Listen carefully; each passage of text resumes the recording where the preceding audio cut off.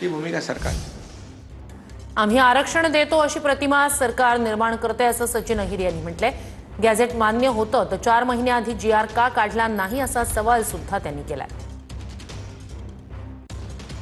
हेच गॅजेट सरकारला मान्य होतं, हेच जर भूमिका त्यांची होती, मग 4 महिने अगोदर का नाही देऊ शकले?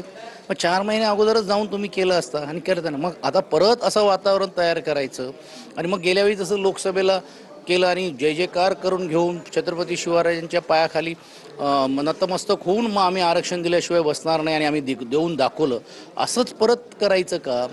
तर मला असं वाटतं हे जास्त दिवस टिकणार नाही। त्याला कारण असं आहे की कधी ना कधीतरी कृतीतून या सर्व गोष्टी बाहेर येतीलच।